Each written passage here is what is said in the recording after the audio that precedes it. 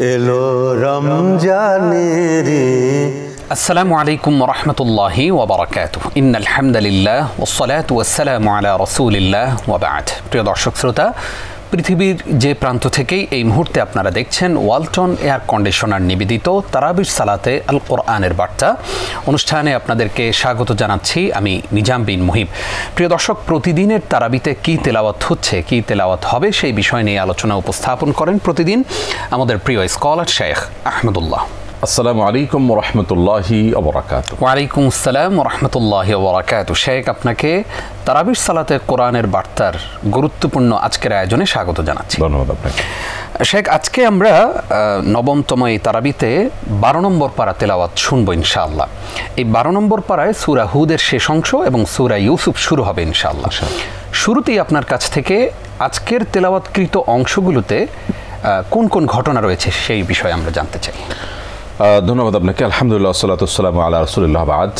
পুরো কোরআনই আমাদেরকে বারবার করে মানব জাতির ইতিহাস তুলে ধরেছে কোরআনের বিভিন্ন জায়গায়, যেন আমরা সেখান থেকে শিক্ষা গ্রহণ করতে পারি। এর মধ্য থেকে আজকের তারাবিতে সূরা হুদ এবং সূরা ইউসুফ উভয় সূরার অংশ বিশেষ তেলাওয়াত করা হয়েছে। সূরা হুদের অবশিষ্ট, সূরা ইউসুফের প্রথমার্ধ। দুই সূরাতেই বেশ অনেকগুলো ঘটনা উল্লেখ করা হয়েছে এবং বলতে পারি আমরা এই সূরাগুলোকে, এগুলো ঘটনা বহুল সূরা, এগুলোতে বিধিবিধানের চাইতে ঘটনার আধিক্যই বেশি। এর মধ্যে সূরা হুদের বেশিরভাগ অংশেই কিন্তু ধারাবাহিকভাবে বেশ কয়েকজন নবী রাসূলের ইতিহাস আল্লাহ তাআলা উল্লেখ করেছেন, যাদের সবাই স্বজাতিকে তাওহীদের পথে, আল্লাহর পথে যখন আহ্বান করেছেন তারা অবাধ্যতা করেছে এবং সে অবাধ্যতার পরিণতি কী হয়েছে সেটি আল্লাহ তাআলা আলোকপাত করেছেন। মূলত কোরআন কারীমে যে সমস্ত নবী রাসূলদের ঘটনা সবচেয়ে বেশি আলোচিত হয়েছে তাদের মধ্যে থেকে একজন হলেন নূহ আলাইহিস সালাম। তার ঘটনা আল্লাহ রাব্বুল আলামিন সূরা হুদের 25 থেকে 49 নম্বর আয়াত পর্যন্ত এখানে আলোকপাত করেছেন আজকের তারাবিতে যেটি তেলাওয়াত হবে। এই কয়েকটি আয়াতে ধারাবাহিকভাবে নূহ আলাইহিস সালামের ঘটনা আলোকপাতের মধ্য দিয়ে যে বার্তা আল্লাহ তাআলা দিয়েছেন সেটি হলো নূহ আলাইহিস সালাম স্বজাতিকে তাদের আল্লাহর অবাধ্যতা এবং শিরক থেকে বাঁচাবার জন্য তিনি চেষ্টা করেছেন এবং তারা নানা রকমের খোঁড়া যুক্তি দিয়ে তার সে দাওয়াতকে তারা অগ্রাহ্য করেছে এবং অধ্যত্বের চূড়ান্ত রূপ দেখিয়েছে, যার ফলশ্রুতিতে আল্লাহ তাআলা নূহ আলাইহিস সালামকে নির্দেশ করেছেন একটি নৌকা নির্মাণ করবার জন্য। বিশাল বড় নৌকা বা জাহাজ তখন তিনি নির্মাণ করেন দীর্ঘদিন ধরে। লোকেরা হাসাহাসি করলো যে এখন কোনো বন্যার সময় নয়, এখন কোনো বর্ষাকাল নয়, কেন নৌকা নির্মাণ করছে। মূলত তিনি আল্লাহর নির্দেশে সেটি করেছেন এবং সেই নৌকায় তার মধ্যে যারা ঈমান এনেছেন তাদের সবাইকে তিনি তুললেন। এরপরে আল্লাহ তাআলা মহাপ্লাবন দিলেন, সে প্লাবনে অবাধ্যদেরকে আল্লাহ তাআলা ডুবিয়ে শেষ করলেন। তো এই ঘটনা রয়েছে আজকের তেলাওয়াতকৃত আয়াতসমূহের মধ্যে। এর বাইরে সূরা হুদের মধ্যে আরও 50 থেকে 60 নম্বর আয়াতে মূলত এই সূরার নামকরণ করা হয়েছে যার নামে। তিনি হলেন আল্লাহর একজন নবী, যার নাম হলো হুদ। আল্লাহ নবী হুদ আলাইহিস সালাম যে জাতির কাছে প্রেরিত হয়েছেন সে জাতির নাম ছিল আদ জাতি। এই আদ জাতির কাছে প্রেরিত নবী হুদ আলাইহিস সালাম তিনিও একইভাবে নূহ আলাইহিস সালামের মতোই তার স্বজাতিকে স্বার্থহীনভাবে একত্ববাদের পথে দাওয়াত দিয়েছেন, আল্লাহর কাছে শুধু বিনিময় আশা করেছেন, জাতির জন্য দাওয়াতের কাজ করেছেন, জাতির কাছ থেকে কিছু আশা করেননি, নিঃস্বার্থভাবে করেছেন। এরপরও তারা হঠকারিতা করেছে, তারা অধ্যত্বের পথ বেছে নিয়েছে, তারা অবাধ্য হয়েছে। তাদেরকে আল্লাহ তাআলা আকস্মিক আযাব দিয়ে সমূলে ধ্বংস করে দিয়েছেন। সেই বর্ণনা আল্লাহ তাআলা 50 থেকে 60 নম্বর আয়াতে উল্লেখ করেছেন। এরপর আল্লাহ সুবহানাহু ওয়া তাআলা আদের পাশাপাশি আরেকটা জাতির নাম চলে আসে, সামুদ জাতি। তাদের নবী ছিলেন সালেহ আলাইহিস সালাম। তার কথা আল্লাহ উল্লেখ করেছেন, তিনিও নিঃস্বার্থভাবে তার জাতিকে একত্ববাদের পথে আহ্বান করেছেন, তারা তাচ্ছিল্য করেছে, উড়িয়ে দিয়েছে এবং তার কথা শুনেনি। সামুদ জাতি তার অবাধ্য হয়েছে এবং আল্লাহ একটা ওঁট দিয়ে তাদের জন্য পরীক্ষা দিয়েছেন যে এই ওঁটনি সে কুয়া থেকে পানি পান করবে, সেদিন তোমরা পানি পান করানো থেকে তোমাদের ওঁটদেরকে তোমরা বিরত থাকবে, আরেকদিন গ্যাপ পাবে, সেদিন তোমরা পান করাবে। তো আল্লাহর সেই নির্দেশকে তারা লঙ্ঘন করে আল্লাহর সে উটনি, যেটা আল্লাহর নিদর্শন, যেটা আল্লাহ পরীক্ষা স্বরূপ দিয়েছেন কওমে সামুদের যে নবী আল্লাহ তাআলা সাল্লাল্লাহু আলাইহি ওয়াসাল্লামকে, সেই উটনিকে তারা হত্যা করলো। তার মানে বিশাল বড় একটা বিদ্রোহ বলতে পারি আল্লাহর বিরুদ্ধে তারা করলো। তো এই যে নাফরমানি, সেটার কারণে তাদেরকে আল্লাহ তাআলা একইভাবে সমূলে শেষ করেন, তাদের প্রতি আল্লাহর আযাবে। এখানে একটু বলে রাখি প্রসঙ্গত, আমাদের কোনো দর্শক মনে করতে পারেন যে আগের যুগের বিভিন্ন নবী রাসূলদের ঘটনা কোরআন জুড়ে আমরা দেখি, এখানে পরপর অনেক নবী রাসূলদের কথা, আদ জাতি এবং সামুদ জাতির নবী হুদ এবং সালেহ আলাইহিস সালাম তাদের প্রতি অর্থাৎ এই অবাধ্য জাতির প্রতি যে আল্লাহর আযাব এসেছে, এখনও তো মানুষ আল্লাহর অনেক অবাধ্য হয় গোটা বিশ্ব জুড়ে, কই তাদের প্রতি এরকম তো সমূলে ধ্বংস হওয়ার মতো কোনো আযাব হয় না। মূলত আমাদের নবী করিম সাল্লাল্লাহু আলাইহি ওয়াসাল্লামের একটা দোয়া ছিল যে আল্লাহ আমার জাতিকে আপনি, আমার উম্মতকে আপনি সমূলে শেষ করে দিবেন না। এই জন্য আল্লাহ রাব্বুল আলামিন কিয়ামত পর্যন্ত মুহাম্মদ সাল্লাল্লাহু আলাইহি ওয়াসাল্লামের উম্মতকে অবাধ্যতার কারণে সমূলে শেষ করবেন না। সাময়িক পরীক্ষা আসবে, আযাব আসবে, আবার সেটা তারা হয়তো শিক্ষা নিয়ে সংশোধন করবে। এরপরে আজকের তেলাওয়াতকৃত আয়াতের মধ্যে সূরা হুদের 69 থেকে নিয়ে 76 আয়াত পর্যন্ত ইব্রাহিম আলাইহিস সালামের ঘটনা আল্লাহ তাআলা উল্লেখ করেছেন যে ইব্রাহিম আলাইহিস সালামকে আল্লাহ তাআলা বৃদ্ধ বয়সে সন্তান দিয়েছেন। মানুষ যে বয়সে সন্তান হওয়ার আশা করেন 80-90 বছর বয়স, সেরকম বয়সে আল্লাহ তাআলা তাকে সন্তান দিয়েছেন। এবং এর মধ্য দিয়ে আল্লাহ তাআলা এই বার্তা আমাদেরকে দিয়েছেন যে আল্লাহর কাছে অসম্ভব বলতে কিছু নেই। সো আমরা যেন আল্লাহ তাআলার কাছে সব কিছু চাই এবং নিরাশ না হই। আমরা যখন দেয়ালে পিঠ থেকে যায় মনে করি যে কেউই আমাদের সমস্যার সমাধান করতে পারে না, আল্লাহর কাছে অসম্ভব বলতে কিছু নেই। যে আল্লাহ ইব্রাহিম আলাইহিস সালামকে বৃদ্ধ বয়সে তিনি আশা ছেড়ে দেওয়ার পর সন্তান দিতে পারেন, সে আল্লাহ তাআলা আপনাকে আপনার সকল সমস্যার সমাধান করতে পারেন। সো আল্লাহর প্রতি সে বিশ্বাস, সে ইয়াকিন আমাদের থাকতে হবে। এরপর একই সূরা হুদের 77 থেকে 83 নম্বর আয়াত পর্যন্ত এই আয়াতগুলোতে লূত আলাইহিস সালামের ঘটনা তারা উল্লেখ করেছেন। আমরা জানি যে জর্ডানের ডেড সিতে আজও লূত আলাইহিস সালামের জাতির অবাধ্যতার যে পরিণতি হয়েছে তার সাক্ষী এখনও দাঁড়িয়ে আছে ঠায়। পুরো ভূখণ্ডটাকে আল্লাহ তাআলা উল্টে দিয়েছিলেন এবং এখনও জর্ডানের সেই এলাকায় যদি কেউ যায় তো সে আপনার আযাবের সে চিহ্ন সে এখনও দেখতে পাবে। হাজার হাজার বছর আগে সেই চিত্র আল্লাহ তাআলা এখন রেখে দিয়েছেন আমাদের শিক্ষা গ্রহণ করবার জন্য। তারা পৃথিবীতে সমকামিতার মতো অপরাধকে শুরুতে সবার আগে শুরু করেছিল। একই প্রশ্ন এখানে চলে আসে, সমকামিতা আজ তো গোটা পৃথিবীতে খুব অ্যাগ্রেসিভলি পুশ করার চেষ্টা করা হচ্ছে পৃথিবীর বিশেষ একটা শ্রেণী মানুষের তরফ থেকে। কই তাদেরকে তো সমূলে আল্লাহ শেষ করছেন। ওই জন্য নবী সাল্লাল্লাহু আলাইহি ওয়াসাল্লাম দোয়া করছেন আমার উম্মতকে আল্লাহ সমূলে শেষ করবেন না। সেই জন্য আমরা সমূলে শেষ হচ্ছি না, কিন্তু আযাব ঠিকই হচ্ছে।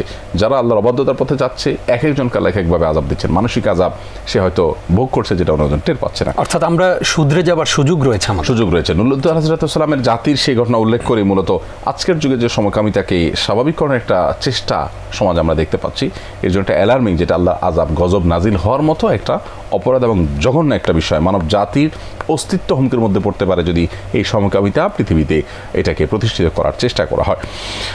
তো এই ঘটনা রয়েছে। এরপরে মাদায়েনবাসীর ঘটনা, শুআয়ব আলাইহিস সালাম যাদের কাছে এসেছে তারা ব্যবসায় ভেজাল দিত এবং ওজনে কম দিত। আজও আমরা দেখি যে রমাদান মাসে পর্যন্ত বহু ব্যবসায়ীরা দেখা যায় যে ব্যবসা করতে গিয়ে সামান্য একটু মুনাফার জন্য তারা ভেজাল মিশ্রিত করছেন, তারপরে কৃত্রিম সংকট সৃষ্টি করছেন, দ্রব্যমূল্য বাড়িয়ে দিচ্ছেন। তো তাদের জন্য আজকের তেলাওয়াতকৃত আয়াতের মধ্যে আমরা সূরা হুদের 84 থেকে 95 নম্বর আয়াত, এই আয়াতগুলোতে দেখতে পাই যে তার পরিণতি শুআয়ব আলাইহিস সালামের জাতিকে ভোগ করতে হয়েছে। ভূমিকম্পে আল্লাহ তাআলা তাদেরকে ধ্বংস করেছেন। এরপর মুসা আলাইহিস সালাম ফেরাউনের ঘটনা উল্লেখ করা হয়েছে। ইউসুফ আলাইহিস সালামের ঘটনা সূরা ইউসুফে উল্লেখ করা হয়েছে। মূলত ইউসুফ আলাইহিস সালামের প্রতি হিংসাপ্রবণ হয়ে তার ভাইরাই তাকে ধ্বংস করতে চেয়েছিল, আল্লাহ তাআলা তাকে মর্যাদা দিয়েছেন এবং তার বাবার উপর পরীক্ষা ছিল, তিনি সে পরীক্ষা উত্তীর্ণ হয়েছেন, আল্লাহর রহমত থেকে নিরাশ হন নাই, শেষ পর্যন্ত আশাহত হন না যে সন্তানকে তিনি পাবেনই কোনো একদিন, সে আশা তিনি জিয়েছিলেন। তো এখান থেকেও অনেকগুলো বিষয় আমরা শিখতে পারি। ইউসুফ আলাইহিস সালামকে ভাইরা হিংসা করেছে, কিন্তু হিংসা করে তাকে শেষ করতে পারে নাই। আমরা কারোর প্রতি হিংসা করে তাকে শেষ করতে পারবো না। আবার ইউসুফ আলাইহিস সালাম তিনি একটা অবৈধ ক্রিয়া, একটা হারাম কাজের জন্য প্রস্তাব পাওয়ার পরও আল্লাহর ভয়ে সেখান থেকে নিজেকে বিরত রেখেছেন, অটল অবিচল রেখেছেন। আজকের তরুণ প্রজন্মের জন্য ইউসুফ আলাইহিস সালামের ঘটনা সূরা ইউসুফ অনেক বড় শিক্ষা দেয়, অনেক বড় প্রেরণা দেয়। ঠিক একইভাবে ইয়াকুব আলাইহিস সালাম তার বাবা, তিনি কিভাবে নিজেকে রক্ষা করেছেন এবং নিজের সন্তানের এই বিপদেও তিনি নিরাশ হয়ে যান নাই, আল্লাহর রহমত থেকে আশাহত হন নাই। সবগুলো বিষয় কিন্তু সূরা ইউসুফে রয়েছে। অনেকগুলো বহুমাত্রিক উপদেশ, শিক্ষা, চরিত্রের হেফাজত এর সব বিরল দৃষ্টান্ত কিন্তু সূরা ইউসুফে রয়েছে। এই জন্য বললাম যে আজকের তারাবিটা একটু এক্সেপশনাল বলতে হবে, যে আজকের তারাবিতে সবচেয়ে বেশি ঘটনাবহুল আয়াত এবং বিষয় আশয় রয়েছে। এবং ইন্টারেস্টিং বিষয় হলো যে এই যে আমরা আদ সামুদ জাতির কথা বললাম, আদ সামুদ জাতির ধ্বংসাবশেষ যদি আপনি দেখতে চান, বেশি দূরে না, আপনি মদিনা থেকে মাত্র 3 থেকে 400 কিলোমিটার দূরে যেটাকে মাদায়েন সালেহ বলা হয়, সেখানে আপনি যেতে পারেন। এবং সেখানে এখনকার আধুনিক নাম হলো এটা আল উলা। আল উলা এই জায়গাতে এখনও তাদের বানানো ঘর, আল্লাহ তাআলা বলেছেন যে ইরামাদাতিল ইমাদ আল্লাতী লাম ইখলাক মিথলুহা ফিল বিলাদ, তারা পাহাড় কেটে কেটে ঘর নির্মাণ করতো, সেটা কিন্তু সেখানে রয়েছে। শিক্ষা গ্রহণ করার জন্য আমরা সফর করতে পারি। জি, জাযাকাল্লাহ খাইর। প্রিয় দর্শক, আপনারা দেখছেন আপনাদের প্রিয় অনুষ্ঠান তারাবির সালাতের পূর্বে গুরুত্বপূর্ণ আয়োজন ওয়ালটন এয়ার কন্ডিশনার নিবেদিত তারাবির সালাতে আল কোরআনের বার্তা। অনুষ্ঠানের এই পর্যায়ে ছোট্ট একটি বিরতির সময় হলো, আশা করছি সঙ্গেই থাকবেন। প্রিয় দর্শক, আপনাদেরকে আরও একবার স্বাগত জানিয়ে শুরু করছি ওয়ালটন এয়ার কন্ডিশনার নিবেদিত তারাবির সালাতে আল কোরআনের বার্তা। আজকে আমরা সূরা হুদ এবং সূরা ইউসুফ সম্পর্কে আলোচনা করছেন আমাদের প্রিয় স্কলার শেখ। আপনাকে আরও একবার স্বাগত। আমরা এই পর্যায়ে আপনার কাছ থেকে আজকের তেলাওয়াতকৃত অংশে কি কি আদেশ নিষেধ এসেছে সেগুলো জানবো। ধন্যবাদ আপনাকে। আজকে তেলাওয়াতকৃত অংশে ধৈর্য ধারণ করার নির্দেশ আল্লাহ তাআলা করেছেন সূরা হুদের 49 নম্বর আয়াতে। ধৈর্য ধারণ করা ইমানদারের জন্য কর্তব্য, অধৈর্যশীল হওয়া ইমানদারের জন্য সাজে না। আল্লাহর ইবাদত করতে নির্দেশ করা হয়েছে, আল্লাহর কাছে ক্ষমা প্রার্থনা করা, তওবা করতে নির্দেশ করা হয়েছে। রমাদান মাস ক্ষমা প্রার্থনা তওবার মাস, সেটা বেশি বেশি আমরা করতে পারি। আল্লাহর ভয় করতে বলা হয়েছে। দেখুন, গত তারাবিতেও কিন্তু আল্লাহর ভয় করার নির্দেশ রয়েছে। আল্লাহর ভয়, এই চেতনায় আমাদেরকে সকল অন্যায় থেকে বিরত রাখবে ইনশাআল্লাহ। ওজন এবং পরিমাপ এটা ন্যায়সঙ্গতভাবে পূর্ণ করতে বলা হয়েছে, যাতে কোনোভাবে আমরা হেরফের না করি, বেইনসাফি না করি। আল্লাহর নির্দেশের উপর অবিচল এবং স্থির থাকতে বলা হয়েছে। আজকে আবার পড়লাম, কালকে ছেড়ে দিলাম, এমন যেন না হয়। আল্লাহর নির্দেশের পাশাপাশি, নির্দেশের উপর অবিচল থাকার পাশাপাশি দিনের উভয় প্রান্তে রাতের কিছু অংশে সালাত আদায় করা, অর্থাৎ এখানে ৫ ওয়াক্ত আমাদের ভিতরে ইঙ্গিত করা হয়েছে। দিনের উভয় প্রান্ত অর্থাৎ সকাল এবং সন্ধ্যায়, ফজর এবং মাগরিব, আবার রাতের কিছু অংশ বলতে এশা, এই নামাজ আদায় করতে বলা হয়েছে। আবার আল্লাহর উপর ভরসা করতে বলা হয়েছে। নিষেধের ক্ষেত্রে কোরআনের ব্যাপারে সন্দেহে পতিত হতে নিষেধ করা হয়েছে। আল্লাহ ছাড়া অন্য কারোর দাসত্ব করতে নিষেধ করা হয়েছে। কাফিরদের কার্যকলাপে বিমর্ষ হতে নিষেধ করা হয়েছে। তারা আমাদেরকে মন খারাপ হওয়ার মতো অনেক অ্যাক্টিভিটিস তারা করবে, কিন্তু একজন ইমানদার মন খারাপ করবে না, আল্লাহর উপর ভরসা রাখবে। কাফিরদের সাথে না থাকতে, অর্থাৎ তাদের দলভুক্ত হওয়া, তাদের সাপোর্ট করা, ইমানদারদের বিরুদ্ধে যাওয়া, এটা নিষেধ করেছেন আল্লাহ তাআলা। অপরাধী হয়ে আল্লাহর থেকে যেন আমরা বিমুখ না হই, অর্থাৎ অবাধ্য হয়ে গেলাম, আল্লাহ বিমুখ হয়ে গেলাম, এটা যেন না হই আমরা। ওজন এবং পরিমাপ যেন আমরা কম না দিই, সে বিষয়ে আল্লাহ নিষেধাজ্ঞা দিয়েছেন। এবং পৃথিবীতে বিশৃঙ্খলতার বিস্তার ঘটানোর ব্যাপারে নিষেধাজ্ঞা আল্লাহ তাআলা দিয়েছেন, যে পৃথিবীতে যে বিশৃঙ্খলা যেন আমরা না ঘটাই। আমরা ধর্মের নামে, রাজনীতির নামে, নানা নামে বিভিন্ন সময় বিশৃঙ্খলা করে থাকি, অশান্তি করে থাকি, প্ল্যান ওয়াইজ করে থাকি, এটা যেন না করি। সীমা লঙ্ঘন করতে আল্লাহ তাআলা নিষেধ করেছেন। তারপর জালিম পাপিষ্ঠদেরকে আল্লাহ তাআলা, তাদের প্রতি যেন আমরা ধাবিত না হই, জালিম এবং পাপিষ্ঠদের দলভুক্ত না হই, তাদের অনুসরণে আমি কাদের সাথে চলছি, কাদের সাথে উঠা বসা করছি, কাদেরকে বন্ধু হিসাবে গ্রহণ করছি, তারা জালিম কিনা, পাপিষ্ঠ, পাপাচারী কিনা, এটা আমাদের দেখতে হবে। সে বিষয়ে আল্লাহ তাআলা নিষেধাজ্ঞা আরোপ করেছেন, যেন তাদের সঙ্গ আমরা অবলম্বন না করি। জি, রিজিক নিয়ে আমরা অনেক সবসময় একটা অনিশ্চয়তার মধ্যে থাকি, যে আমি কি আল্লাহর প্রিয় বান্দা হতে পারিনি, আমি এত সালাত আদায় করি, এত সিয়াম রাখি, তারপরেও আমার রিজিকের এত অনিশ্চয়তা। এই যে রিজিক নিয়ে যে আমাদের টেনশন, সেই টেনশন দূর হওয়ার মতো কোনো বিষয় আজকের তেলাওয়াতের প্রথম আয়াত আমাদের দর্শকদেরকে অনুরোধ করব, আজকে আপনি তারাবিতে প্রথম রাকাতের প্রথম আয়াতই দেখবেন, 12 নম্বর পারার শুরুতে আল্লাহ তাআলা বলেছেন, ওমা মিন দাব্বাতিন ফিল আরদি ইল্লা আলাল্লাহি রিজকুহা। স্থলে আল্লাহর সৃষ্টি জগতে এমন কোনো প্রাণী নেই যে প্রাণী যার রিজিক আল্লাহ তাআলা তার দায়িত্বে নেননি। তার মানে অনেক বড় একটা সান্ত্বনা ইমানদারের জন্য, যে আমি রিজিকের জন্য চেষ্টা করব। আল্লাহ নির্দেশ করেছেন, ফাইদা কুদিয়াতিস সালাতু ফান্তাশিরু ফিল আরদ, নামাজ হয়ে গেলে তুমি বেরিয়ে পড়ো রিজিক আহরণের জন্য। আল্লাহ বলেছেন আমি সেজন্য বের হব, বাট আমার বিশ্বাস থাকবে রিজিক আল্লাহ দিবেনই দিবেন। কাউকে কম দিবেন, কাউকে বেশি দিবেন। আজকে রিজিক দিবেন না তো 2 দিন পরে দিবেন, কিন্তু রিজিক আল্লাহ তাআলা দিবেন আমাকে। জি, আল্লাহ তাআলার বহু সৃষ্টি আছে যারা চাকরি করে না, ব্যবসাও করে না, আল্লাহ তাদেরকে খাওয়াচ্ছেন। হাতি এত বড় প্রাণী, হাতির কোথাও চাকরিও নাই, ব্যবসা বাণিজ্য নাই, কিন্তু আল্লাহ তাকে খাওয়াচ্ছেন। এত বড় হাতির যদি রিজিকের ব্যবস্থা আল্লাহ তাআলা করেন, তো আমার ব্যবস্থা অবশ্যই করবেন। তবে আল্লাহ তাআলা আমাকে হয়তো কম দিবেন, হয়তো বেশি দিবেন, সেটা মেনে নেব ইনশাআল্লাহ বিদিনিল্লাহ। অনেক বড় একটা সান্ত্বনা ইমানদারের জন্য। দেখুন, যে যার ঈমান নেই তার কিন্তু এই অ্যাডভান্টেজটা নেই, সে কিন্তু এই সুফলটা পাবে না। তার তো চেষ্টা করবে, কিন্তু যদি কোনো কারণে না হয় তাহলে সে তো বিষণ্ণ হবে, বিমর্ষ হবে। তো ইমানদার তার একটা আস্থার জায়গা আছে, আল্লাহ বলেছেন, তিনি নিজেকে দায়িত্ব নিয়েছেন, সো আমার একটা ভরসা আছে। যে আল্লাহ প্রতি বিশ্বাসী না, তার তো সে ভরসার জায়গাটা নেই। অতএব আল্লাহর প্রতি আমাদের রিজিকের প্রতি ভরসা রাখতে হবে ইনশাআল্লাহ। ইনশাআল্লাহ। কোনো সুসংবাদ রয়েছে এবং কোনো সতর্কতা? প্রচুর পরিমাণ সুসংবাদ এবং সতর্কতা আজকের তেলাওয়াতকৃত অংশে রয়েছে। এর ভিতরে সূরা হুদের 11 নম্বর আয়াতে আমরা বিপদ আপদে যারা ধৈর্য ধারণ করে ভালো কাজ করে তাদের জন্য আল্লাহর পক্ষ থেকে ক্ষমা এবং বিরাট প্রতিদানের কথা বলা হয়েছে। অন্য আয়াতে আল্লাহ বলেছেন ইন্নামা ইউওয়াফাস সাবিরুনা আজরাহুম বিগাইরি হিসাব, যারা ধৈর্য ধারণ করবে তাদের বিনিময় দেবেন আল্লাহ তাআলা ব্ল্যাঙ্ক চেকের মতো, বিনা হিসেবে। ধৈর্য ধারণ করা ইমানদারের অনেক বড় একটা বৈশিষ্ট্য। কখনো আপনি ভালো মুসলমান হতেই পারবেন না যতদিন পর্যন্ত আপনি ধৈর্য ধারণ করতে না পারবেন।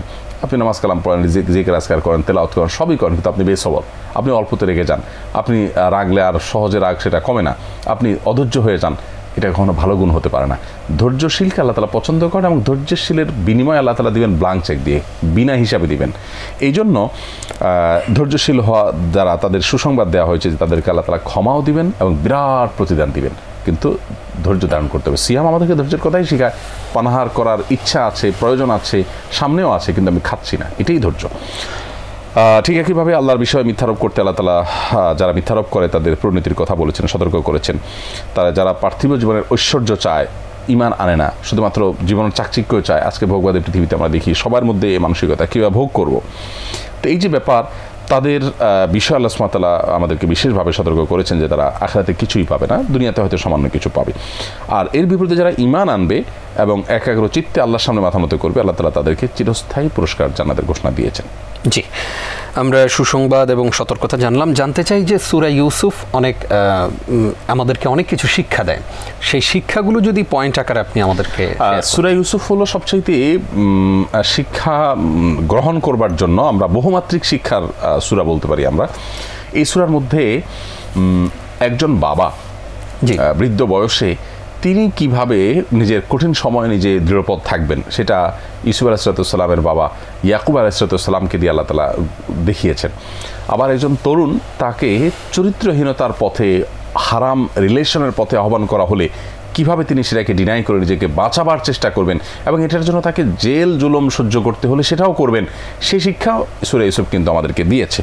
ঠিক একইভাবে হিংসার মতো জঘন্য কাজ যারা করে, তারা সাময়িকভাবে হিংসা চরিতার্থ করে হয়তো তারা মনের সুখ পেতে পারে, কিন্তু চূড়ান্ত অপদস্থ তাদেরকে হতে হয়। ইউসুফ আসলামের ভাইরা সেটার মুখোমুখি কিন্তু হয়েছে।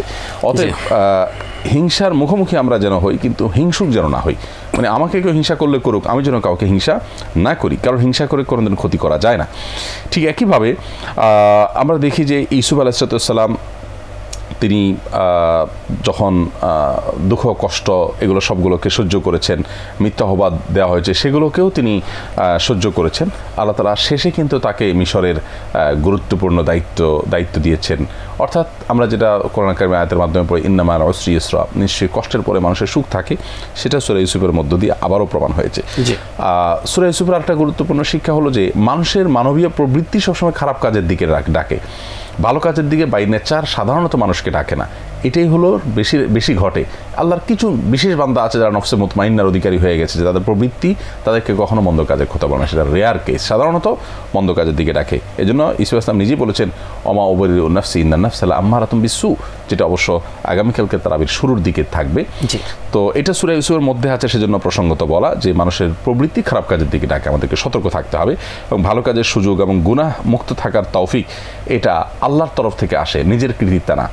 ইউসুফ আসলাম সেটা বলেছেন যে এটা আল্লাহ আমাকে রক্ষা করেছেন, এটা আমার কোনো কৃতিত্ব না যে আমি চেষ্টা করে জুলাইখার কুপ্রস্তাব থেকে আমি বেঁচেছি, আল্লাহ আমাকে রক্ষা করেছেন। এই জন্য ইমানদার সেই কাজটা করবেন। দুঃখ কষ্ট অভাব অনটন সুখ স্বাচ্ছন্দ্য যা কিছু আছে এগুলো সবগুলোর পরে কিন্তু সচ্ছলতা আসে। যেমন ইয়াকুব আলাইহিসসালাম ছেলেকে পেয়েছেন, আবার ছেলেও বাবাকে পেয়েছেন, কিন্তু মাঝে তাদেরকে অনেক ধৈর্য ধারণ করতে হয়েছে। তো এবং সেই সাথে সর্বশেষ যে শিক্ষাটার কথা বলবো সেটা হলো যে ক্ষমা করা এটা উন্নত মানসিকতার পরিচয়।